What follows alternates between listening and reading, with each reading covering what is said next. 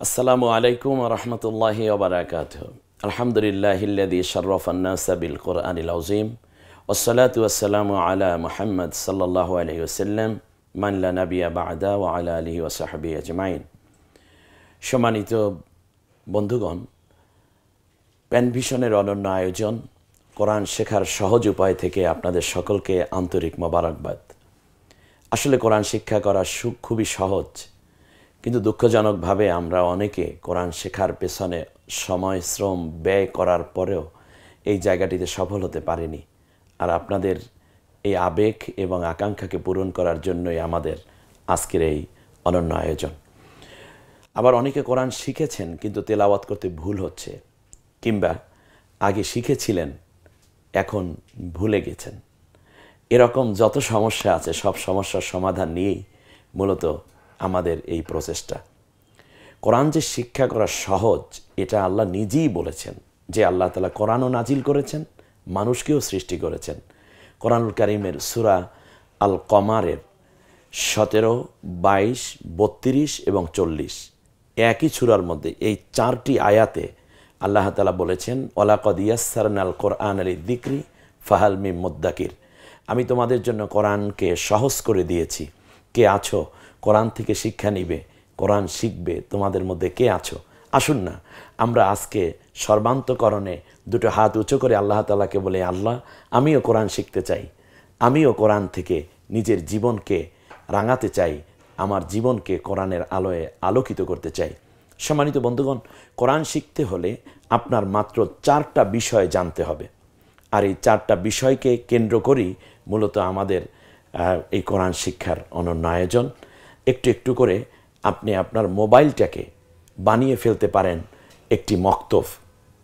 সময় সুযোগ করে আপনি কোরআন শেখার দারুণ সুযোগ আপনার হাতে তুলে নিতে পারেন, কিংবা পারিবারিকভাবে আপনি পারেন কোরআন শিক্ষার জন্য আপনার ড্রয়িং রুমটাকে বানিয়ে ফেলতে পারেন একটি মক্তব। হতে পারে আপনার ঘরটা দারুল কোরআন, হতে পারে আপনার মা, আপনার সন্তান, আপনার স্ত্রী, কিংবা আপনার বোন, আপনার শ্বশুর শাশুড়ি সবাইকে নিয়ে একত্রে বসে কোরআন শিক্ষার এই অনন্য আয়োজন।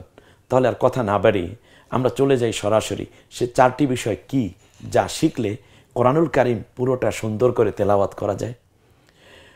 প্রথম হচ্ছে হুরুফের পরিচয়। হুরুফের পরিচয় হচ্ছে কোরআনুল কারীমের শিক্ষার জন্য প্রথম যেই কয়টা অক্ষর আপনার শিখতে হবে। আরবিতে হরফকে বহু বচনে হুরুফ বলা হয়। আমরা যদি ইংলিশে বলি তাহলে এগুলোকে বলা হয় অ্যালফাবেট, আর বাংলায় বললে বর্ণমালা। এই অক্ষরগুলো আমাদের শিখতে হবে, বর্ণমালা আমাদেরকে শিখতে হবে সর্বপ্রথম। আর আমি স্বাভাবিকভাবে বর্ণমালাকে দুটো ভাবে শিখিয়ে থাকি, একটা হলো মুক্ত বর্ণ আর একটা হলো যুক্ত বর্ণ। ইনশাআল্লাহ সময় মতো সেগুলো আপনাদের সামনে উপস্থাপন করব। দ্বিতীয় হচ্ছে হরুফের পরিচয়ের পরই হচ্ছে হারাকাতের পরিচয়। হারাকাত হচ্ছে জের, জবর, পেশ। জের, জবর, পেশ এই 3টি একেবারে ইজি ব্যাপার। এগুলোকে আমরা বাংলায় বললে বলবো স্বরবর্ণ, স্বর চিহ্ন।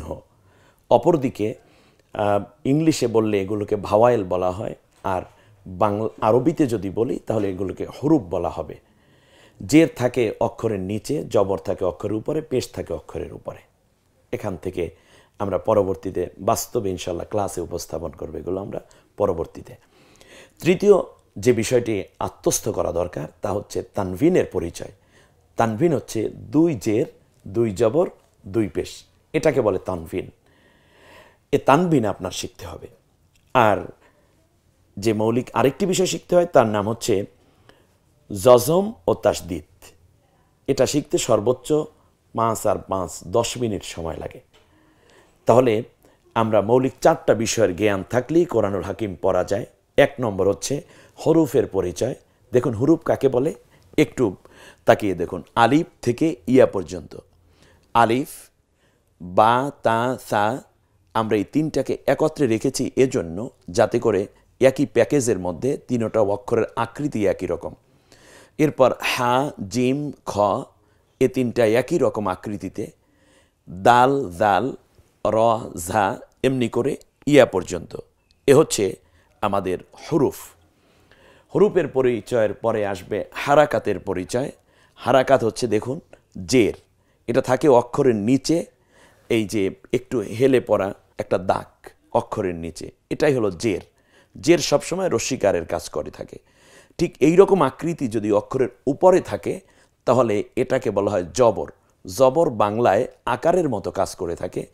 এরপরে ইংলিশে আমরা 9 অঙ্কের মতো যদি দেখি, 9-এর মতো দেখতে, এটাকে বলা হয় পেশ। পেশও থাকে অক্ষরের উপরে, রস্যুকারের মতো কাজ করে থাকে। আর তৃতীয় যে বিষয়টি আমাদের জানতে হয় তা হচ্ছে তানভিন। তানভিন দেখুন, এ হচ্ছে 1 জের, আর আরও একটি জের দিলে হবে 2 জের, আর জবর এখানে একটা আছে, এটার সাথে আরও একটি জবর দিলে হয়ে যাবে 2 জবর। এখানে একটি পেশ আছে, এর সাথে আরেকটি পেশ যোগ করলে হয়ে যাবে 2 পেশ। 2 জের, 2 জবর, 2 পেশ, এটা কি বলে তানভিন। তানভিন বাংলায় 9-এর মতো কাজ করে থাকে। চমৎকার পড়া, খুব সংক্ষেপী। আশা করি সকলে আল্লাহ রাব্বুল আলামিনের অনন্য নেয়ামত কোরআনুল হাকিম পড়তে পারবেন। এরপরে চতুর্থবারে আমাদের যে বিষয়টি জানতে হয় কোরআন পড়তে হলে, মৌলিক যে জিনিসটি জানা খুবই জরুরি, তা হচ্ছে জজম ও তাসদিদের পরিচয়। জজম হচ্ছে যে অক্ষরের উপরে জজম থাকবে, যে হরফের উপর জজম থাকবে, সেটা একক উচ্চারিত হবে। একক কি, এটা আমরা ইনশাআল্লাহ পরবর্তীতে জেনে নেব। একক। আর দ্বিতীয় হচ্ছে তাসদিদের পরিচয়। তাসদিদ হচ্ছে একক উচ্চারণের পরে যে হরকতটি থাকবে বা তানভিন থাকবে, আমরা সেটা উচ্চারণ করব, এটাকে বলে তাসদিদ।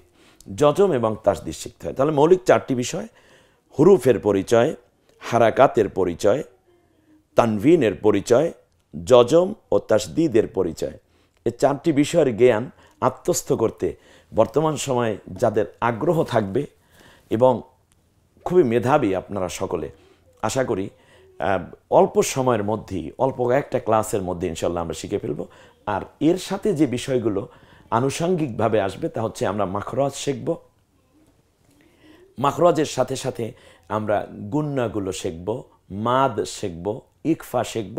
এগুলো অটো হয়ে যাবে ইনশাআল্লাহ এর সাথে সাথে, কারণ তিলাওয়াত করতে করতে এটা আল্লাহর রহমত আমাদের আত্মস্থ হয়ে যাবে। বন্ধুগণ, আর কোনো কথা না বাড়িয়ে তাহলে আজকের এই ক্লাসে আমরা এই সহজে কোরআন শিক্ষার যে পদ্ধতিটি নিয়ে কাজ করছি, আজকের এই অনন্য আয়োজন কোরআন শেখার সহজ উপায়ে আমরা মৌলিকভাবে 60টি অক্ষর, 60টি হরফকে আমরা উপস্থাপন করব, 60টি বর্ণ শিখব ইনশাআল্লাহ। পরবর্তী ক্লাসে বাকিগুলো আস্তে আস্তে আত্মস্থ করার চেষ্টা করব। আসুন, প্রথমে যে হরফটা আমরা শিখব তার নাম হচ্ছে আলিফ। হরফটির নাম আপনি আমার মতো করে বলার চেষ্টা করুন, কারণ হচ্ছে কোরআন তেলাওয়াত তো জবান দিয়ে করতে হবে, এই জন্য শুধু বুঝলে হবে না, এটা তেলাওয়াতের মধ্যে চর্চায় নিয়ে আসতে হবে। হরফটার নাম হচ্ছে আলিফ। আপনারা স্ক্রিনে দেখতে পাচ্ছেন খুব চমৎকার করে, ওপর দিক থেকে নিয়ে নিচের দিকে একটা রেখা টান দিলেই এটা আলিফ হয়ে যায়। আলিফের খানিকটা আমার হাতে থাকায় এই মার্কারটার মতো আপনি বলতে পারেন আলিফ। এটা আলিফের মাথায় একটু ছোট্ট করে বর্ষির মতো ছোট্ট একটা দাগ আছে, এটা উপর থেকে নিচে একটা টান দিলেই একটা আলিফ হয়ে যায়। কি চমৎকার পড়া, তাই না? দেখুন, অন্যান্য পড়া লিখতে গিয়ে, মানে ক লিখতে গিয়ে, অ লিখতে গিয়ে, এ লিখতে গিয়ে, বি লিখতে গিয়ে আমাদের অনেকগুলো বিষয়কে একত্রিত করে তারপরে একটা অক্ষর বানাতে হয়। আমরা সেটাও যেহেতু পারি, অতএব যে ছাত্রটি ক লিখতে পারে, অনের ক্লাসের ছেলেটি, মেয়েটি, নিঃসন্দেহে আলিফটিও লেখা তার জন্য খুব সহজ হয়ে যাবে। আমরা জবানে উচ্চারণ করি, একটু দেখি, বলেন আলিফ, আলিফ, আলিফ। আপনি কয়েকবার বলার চেষ্টা করুন। দ্বিতীয়বারে আমাদের যে হরফগুলো আছে, দেখুন এখানে 3টি আকৃতি আমরা একই রকম দেখতে পাবো। এই আকৃতিগুলো তৈরি হয়েছে, এখানে মজার একটা ব্যাপার, এই কথাটা সব সময় মনে রাখতে হবে আপনার, সেটা হচ্ছে বাংলা এবং ইংরেজি লেখা শুরু করি আমরা বাম দিক থেকে লিখতে লিখতে ডান দিকে যাই, কিন্তু আরবিটা লেখা শুরু হয় ডান দিক থেকে বাম দিকে আসে। ডান দিক থেকে, অর্থাৎ বাংলা ইংরেজি লেখার শুরুর বিপরীত দিক থেকে শুরু করতে হয় আরবি লেখাটা। তাহলে আপনি খুব দ্রুতই এটা আত্মস্থ করতে পারছেন আমি মনে করি। বন্ধুগণ, আসুন এবার বা আকৃতিগুলো দেখুন, একই রকম, একই রকম 3টা আকৃতি। এখানে আমরা যেটা করব তা হচ্ছে এখান থেকে সোজা একটা দাগ দিন, দুই মাথায় একটু ভাঁজ করে দুইটা ছোট্ট সিম্বল লাগিয়ে দিন, দেখবেন একটা আকৃতি হয়ে গেছে। কিংবা আপনি একই সাথে যদি লিখতে চান তাহলে এভাবে ধরে তারপর সোজা একটা দাগ দিয়ে তারপর বাম দিক থেকে একটু উঁচু করে দেন, দুই দাগের দুই প্রান্ত একটু উঁচু করে দিলেই একটা অক্ষর হয়ে যায়। এটা একটা আকৃতি। এরকম তিনটা আকৃতি আমরা দেখতে পাচ্ছি। এই তিনটা আকৃতি দিয়ে মূলত একই আকৃতি তিনটা, এখান থেকে আমরা তিনটা হরফ তৈরি করতে পারি। আলহামদুলিল্লাহ, কি চমৎকারে 3 in 1। আর এই তিনজন মিলে একটা ঘরের মতোই। এজন্য আমরা একটা প্যাকেজ দিচ্ছি। দেখুন, এখন এই আকৃতিটার নিচে যদি আমি একটা নুক্তা দেই তাহলে হয়ে যাবে বা। আমার সাথে বলুন, বা বা বা। বাটা উচ্চারণ করার সময় স্বাভাবিকভাবে এই ঠোঁট এবং নিচের ঠোঁটের পেটের দিকে ঠোঁটটা চলে যাবে, উপরের ঠোঁটের উপরের ভাগটা, বা। এটা নিয়ে যে ছেলেটি বাবা বলছে কিংবা বাবুল বলছে, বিস্কুট বলছে, কিংবা সে এরকম বজাতীয় যত উচ্চারণ হচ্ছে, যে এই শব্দটা উচ্চারণ করতে পারছে সে মূলত ব দিয়েই বলছে, বা। দ্বিতীয় আকৃতি, এই বাটা তো হলো নিচে এক নুক্তা দিয়ে, কিন্তু এখন আমরা বানাবো হচ্ছে তা। তা বানাতে হলে একেবারেই সহজ, এই আকৃতিটার উপরে দুই নুক্তা দিতে হবে। তো নিচে এক নুক্তা দিলে বা, উপরে দুই নুক্তা দিলে তা হয়ে যায়। একটু তাকান, এই যে একই আকৃতিটা একই রকম, শুধুমাত্র উপরে দুই নুক্তা, দুইটা নুক্তা দেওয়ার কারণে হয়ে গেছে তা। তা তা। যে ছেলে যে তাল বলতে পারেন, আপনি তাল বলুন, তোতা বলুন, তেঁতুল বলুন, তিতি বলুন, এরকম যতগুলো শব্দ আছে ত জাতীয়, তেল বলুন, তৈল বলুন, তিলাওয়াত বলুন, হ্যাঁ, এরকম ত জাতীয় যত ত দিয়ে শব্দ যা আপনি বলতে পারলেই আপনার তায়ের মাখরাজটা হয়ে গেল, তা। এরপরে একই আকৃতিতে আমরা যেটা দেখছি তা হচ্ছে উপরে দুই নুক্তা দিলে তা, কিন্তু দুই নুক্তার পরে যদি নুক্তা আরও একটি বাড়িয়ে দেন সেটা হয়ে যাবে সা। সা, বা, তা, সা। তাহলে আমরা এই অক্ষরগুলো, হরফগুলো পড়ি। আলিফ আলাদা করে পড়ব, বা, তা, সা একত্রে পড়ব। একটু সুর দিয়ে বলি, আলিফ, বা, তা, সা, বা, তা, সা। সাটা নরম আওয়াজে, জিব্বার আগা সামনের দাঁতের আগার সাথে মিলালি নরম হয়ে যাবে। বন্ধুগণ, এরপরে আমরা যদি আর 3টি অক্ষর শিখে ফেলতে পারি তাহলেই আমাদের আজকের 7টি অক্ষর শিক্ষা হয়ে যাবে। দেখুন, এই যে আমাদের স্ক্রিনে একটা অক্ষর চলে আসলো, একটা হরফ চলে আসলো, বর্ণ চলে আসলো। এটা তৈরি হয় স্বাভাবিকভাবে।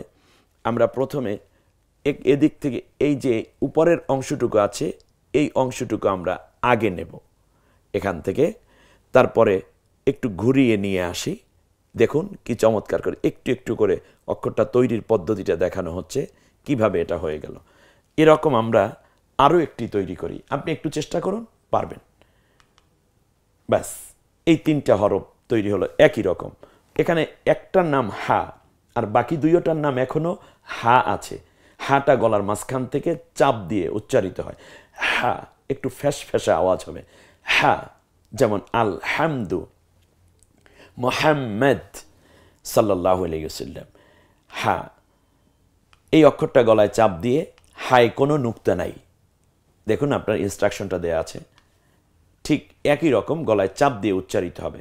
পরের অক্ষরটাও এখনো হা আছে, কিন্তু মজার ব্যাপার, হায়ের নিচে যদি একটা নুক্তা দেয়া হয়, তথা ওর পেটের মধ্যে একটা নুক্তা দেই, ব্যাস অক্ষরের নাম হয়ে গেল জিম। জিব্বার মাঝখান ওই বরাবর তালু, জিম। আপনি জজম বলুন, জাল বলুন, এরপর জালাল বলুন, তো জিম দিয়েই হচ্ছে এগুলো। ঠিক একই সিম্বল, একই বডির উপরে, একই আকৃতির উপরে যদি আপনি একটা নুক্তা দেন তাহলে অক্ষরের নাম হয়ে যাবে খ। হা, জিম, খ। বলুন, হা, জিম, খ। কোনো রকম প্রশ্ন করার দরকার আশা করি আপনার হবে না যে হাটা আগে আনা হলো কেন, কারণ হা দ্বারা আমরা একটা অক্ষর সিম্বল তৈরি করার সাথে সাথেই আকৃতির সাথে সাথে সেটা হয়ে গেছে একটা অক্ষর। সেই আকৃতির পেটের ভিতরে এক নুক্তা দিলে জিম, উপরে এক নুক্তা দিলে খ। এই হাটা আগে আনার দ্বারা মূলত কোনো রকম অসুবিধা হয়নি, বরং আমরা পড়েছিলাম জিম হা খ, কিন্তু প্রথমে হলো নুক্তা নাই, নিচে নুক্তা, উপরে নুক্তা, এটা সহজ মনে হয়। এবং এভাবে অনেক লোকেরাই আলহামদুলিল্লাহ, হাজার হাজার মানুষ কোরআন শিক্ষার একটা সহজীকরণের জন্য আমি হাটাকে আগে নিয়ে এসেছি। তাহলে আমরা এই 3টে অক্ষর পড়ি, হা জিম খ, হা জিম খ। বন্ধুগণ, আমার সাথে সাথে কয়েকবার আপনারা একা একা ট্রাই করুন। তাহলে আমরা এই 7টা অক্ষর একত্রে একটু পড়ে আজকের মতো এই পর্ব শেষ করতে যাচ্ছি। আলিফ, দেখুন স্ক্রিনে চলে এসেছে আলিফ, এরপরে বা, এরপরে তা, এরপরে সা। দেখুন একটা আকৃতি থেকে এই 3টে অক্ষর তৈরি হয়েছে, যেটা আপনারা স্পষ্ট দেখতে পাচ্ছেন। এরপর আরেকটি আকৃতি থেকে তৈরি হয়েছে 3টি অক্ষর, 3টি হরফ তৈরি হয়েছে, বর্ণ তৈরি হয়েছে। এটা হলো হা, এরপরে জিম, এরপর খ।